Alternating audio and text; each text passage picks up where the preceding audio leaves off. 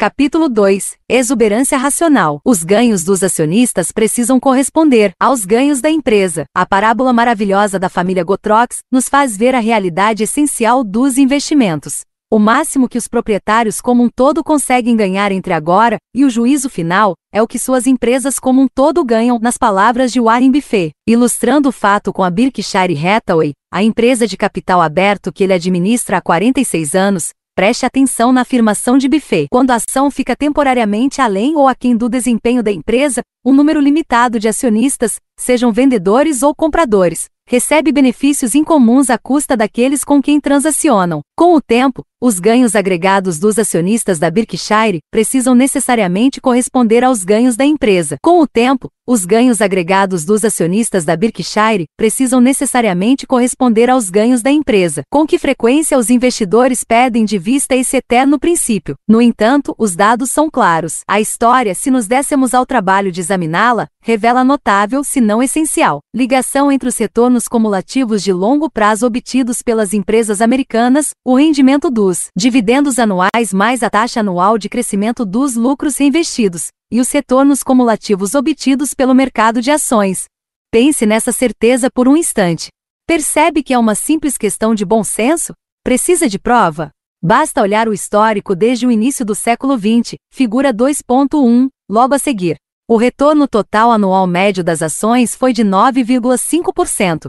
O retorno do investimento sozinho foi de 9,0% a 4,4% de rendimento dos dividendos e 4,6% de crescimento dos lucros reinvestidos.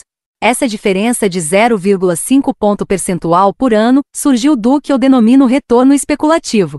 O retorno especulativo pode ser positivo ou negativo, dependendo da disposição dos investidores de, no fim de determinado período, pagarem por cada dólar de lucro preços maiores ou menores do que no início. O índice preço-lucro, PL, mede o número de dólares que os investidores estão dispostos a pagar por cada dólar de lucro. À medida que a confiança do investidor aumenta e diminui, os índices PL sobem e caem. Mudanças nas taxas de juros também têm impacto, embora possa ser desigual, sobre o índice PL, portanto, estou simplificando. N do A. Quando a ganância domina, os PLS tendem a ser muito altos. Quando a esperança prevalece, os PLS são moderados. Quando o medo está no controle, os PLS são tipicamente muito baixos. Várias vezes, oscilações nas emoções dos investidores refletem-se no retorno especulativo. Elas solapam momentaneamente a tendência ascendente de longo prazo uniforme na economia dos investimentos. Como refletido na figura 2.1, o retorno do investimento em ações, dividendos mais lucros reinvestidos, acompanha de perto o retorno do mercado total, incluindo o impacto do retorno especulativo no longo prazo. Quaisquer divergências significativas entre os dois são efêmeras. A capitalização desses retornos ao longo de 116 anos gera acúmulos realmente desconcertantes. Cada dólar inicialmente investido em ações em 1900 a um retorno de 9,5% aumentou, até o fim de 2015, para 43.650 dólares. É bem verdade que poucos de nós vivemos 116 anos, se é que alguém vive. Mas nossos descendentes nos sucedem, e, à semelhança da família Gotrox, usufruem o milagre dos retornos capitalizados. Esses retornos têm sido incríveis, o supremo jogo de vencedor. Mas sejamos justos, se capitalizamos esse $1 inicial, não há o retorno nominal de 9,5%, mas a taxa real de 6,3%, após tirar a inflação de 3,2% no período. $1 aumenta para 1.339, uma fração do acúmulo em termos nominais. Ainda assim, um aumento real da riqueza de mais de 1.300 vezes não é para ser desprezado. N do A. Como a figura 2.1 deixa claro, existem solavancos ao longo do caminho nos retornos de investimento obtidos pelas empresas comerciais americanas. Às vezes, como na Grande Depressão do início da década de 1930, esses solavancos são grandes, mas o país os superou. Portanto, se você se afastar do gráfico e semicerrar os olhos, a tendência dos fundamentos dos negócios parece quase uma linha reta subindo suavemente, e esses solavancos periódicos mal são visíveis. Regressão à média. Sem dúvida, os retornos do mercado de ações às vezes vão bem além dos fundamentos das empresas, como no fim da década de 1920, início da década de 1970, fim da década de 1990 e talvez até hoje. Mas tem sido apenas uma questão de tempo para que, como que atraídos por um ímã, eles acabem voltando à norma de longo prazo, embora muitas vezes apenas após ficarem bem para trás por um tempo, como as baixas do mercado de meados da década de 1940, fim da década de 1970 e em 2003. Trata-se da regressão à média, que discutiremos em profundidade no capítulo 11. Em nosso foco insensato nas distrações momentâneas do mercado de ações de curto prazo, nós, investidores, muitas vezes ignoramos esse longo histórico. Quando os retornos das ações se afastam substancialmente da norma de longo prazo, ignoramos a realidade de que isso raramente se deve à economia dos investimentos, o crescimento dos lucros reinvestidos e dos rendimentos dos dividendos das empresas. Pelo contrário, essa volatilidade dos retornos anuais das ações se deve em grande parte às emoções dos investimentos, refletidas nesses índices P/L mutáveis. É perigoso aplicar ao futuro argumentos indutivos com base na experiência passada. O que a figura 2.1 mostra é que, embora os preços que pagamos pelas ações muitas vezes percam o contato com a realidade dos valores empresariais, no longo prazo a realidade é que manda. Assim, embora os investidores pareçam intuitivamente aceitar que o passado é o prólogo inevitável do futuro, todos os retornos do mercado de ações que tenham incluído um alto componente de retorno especulativo de ações são guias profundamente falhos para o que vem à frente. Para entender por que os retornos passados não preveem o futuro, precisamos apenas ouvir as palavras de Lord John Maynard Keynes, grande economista britânico. Eis o que ele escreveu mais de 80 anos atrás, 1936. É perigoso aplicar ao futuro argumentos indutivos com base na experiência passada, a não ser que se consigam distinguir as razões amplas pelas quais a experiência do passado foi como foi. Mas se conseguimos distinguir as razões pelas quais o passado foi como foi, podemos criar expectativas razoáveis sobre o futuro. Keynes nos ajudou a fazer essa distinção, observando que o estado da expectativa de longo prazo sobre ações é uma combinação de empreendimento, prever o rendimento esperado de ativos por toda a sua vida, e especulação, prever a psicologia do mercado. Estou bem familiarizado com essas palavras, porque 66 anos atrás eu as incorporei ao meu trabalho de graduação na Universidade de Princeton. O título era O Papel Econômico da Empresa de Investimentos. Ele me levou, providencialmente, à minha carreira vitalícia no setor de fundos mútuos. A natureza dupla dos retornos do mercado de ações. Essa natureza dupla dos retornos reflete-se claramente quando olhamos os retornos do mercado de ações no decorrer das décadas. Figura 2.2. Pondo meus números na ideia de Keynes, divido os retornos do mercado de ações em duas partes. 1. Retorno do investimento, empreendimento, que consiste no total dos dividendos das ações mais lucros reinvestidos. Juntos formam a essência do que chamamos valor intrínseco. E 2. Retorno especulativo, o impacto de índices preço-lucro mutáveis sobre os preços das ações. Comecemos com os retornos do investimento. A seção superior da figura 2.2 mostra o retorno do investimento anual médio das ações em cada uma das décadas desde 1900 até 2016. Observe primeiro a contribuição uniforme dos rendimentos dos dividendos para o retorno total durante cada década, sempre positiva, somente 2 vezes fora da faixa dos 3% a 7%, e em média de 4%. Depois, observe que a participação dos lucros reinvestidos no retorno do investimento, com exceção da década de 1930 assolada pela depressão, foi positiva em cada década, e acima de 9% em várias décadas, mas geralmente ficou entre 4% e 7%, com média de 4,6% ao ano. Resultado: os retornos totais do investimento, a seção superior, que combina o rendimento dos dividendos e os lucros reinvestidos, foram negativos em apenas uma década, de novo, na década de 1930. Embora esses retornos totais do investimento de uma década, os ganhos obtidos pelas empresas, tenham variado, considero-os notadamente estáveis. Eles geralmente ficaram entre 8% e 13% ao ano, e a média foi de 9%. Entra em cena o retorno especulativo. Entra em cena o retorno especulativo, mostrado na seção do meio da figura 2.2. Em comparação com a relativa regularidade dos dividendos e dos lucros reinvestidos no decorrer das décadas, variações realmente fortes no retorno especulativo pontilham o gráfico. Os índices P/L crescem e diminuem, muitas vezes com um impacto notável sobre os retornos. Por exemplo, um aumento de 100% no P/L, de 10 para 20 em uma década, equivaleria a um retorno especulativo anual de 7,2%.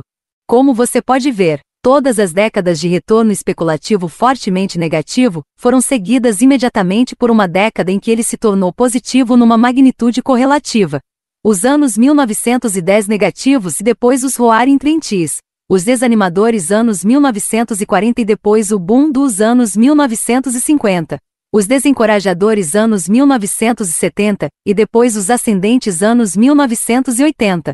Esse padrão é a regressão à média em grande escala.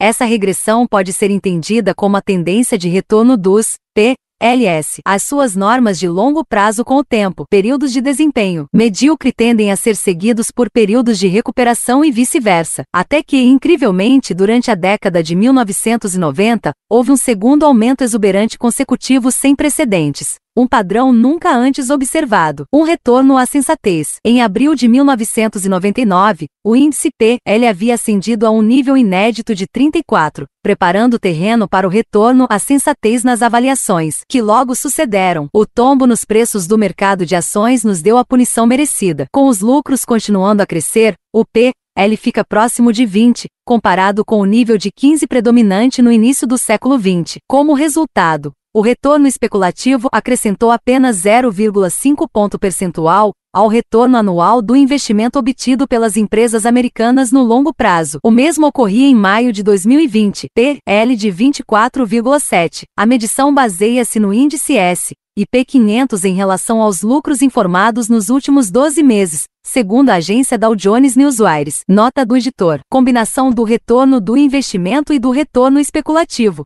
Retorno total do mercado de ações. Quando combinamos essas duas fontes de retorno das ações, obtemos o retorno total produzido pelo mercado de ações, a seção inferior da figura 2.2. Apesar do enorme impacto do retorno especulativo, para cima e para baixo, durante a maioria das décadas individuais, praticamente não há impacto no longo prazo.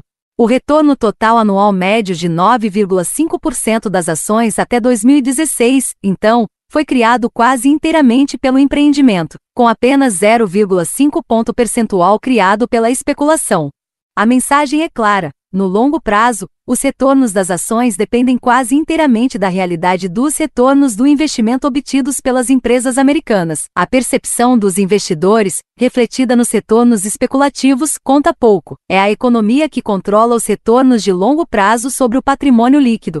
O impacto das emoções, tão dominante no curto prazo, se dissolve. Prever com exatidão as oscilações de curto prazo nas emoções dos investidores não é possível, mas prever a economia dos investimentos no longo prazo tem tido chances notadamente altas de sucesso. Mesmo após mais de 66 anos nessa área, quase não tenho ideia de como prever essas oscilações de curto prazo nas emoções dos investidores, mas, em grande parte porque a matemática de investir é tão básica, tenho conseguido prever a economia dos investimentos no longo prazo com chances notadamente altas de sucesso. Não sou o único. Não conheço ninguém que tenha feito isso sistematicamente, nem ninguém que conheça alguém que o tenha feito. Na verdade, nem com 70 anos de pesquisas financeiras se acha alguém que o tenha feito. N/A. Por quê? Simplesmente porque são os retornos do investimento, os lucros reinvestidos e dividendos gerados pelas empresas americanas, que são quase inteiramente responsáveis pelos retornos oferecidos pelo mercado de ações americano no longo prazo. Embora ilusão, os preços momentâneos que pagamos pelas ações, com frequência percam o contato com a realidade, os valores intrínsecos das empresas americanas. É a realidade que governa no longo prazo, o mercado real e o mercado das expectativas. Para entender esse ponto, pense no investimento como algo que consiste em dois jogos diferentes. Eis como Roger Martin, diretor da Rotman School of Management da Universidade de Toronto, descreve ambos. Um jogo é o mercado real, onde gigantescas empresas de capital aberto competem. Onde empresas reais gastam dinheiro real para produzir e vender produtos e serviços reais, se competirem com habilidade, ganhar lucros reais e pagar dividendos reais. Esse jogo também requer estratégia, determinação e expertise reais, inovação real e presciência real. Vagamente associado a esse está outro jogo, o mercado das expectativas. Nele, os preços não são fixados por coisas reais como margens de vendas ou lucros. No curto prazo, os preços das ações sobem somente quando as expectativas dos investidores aumentam, não necessariamente quando as vendas, as margens ou os lucros aumentam.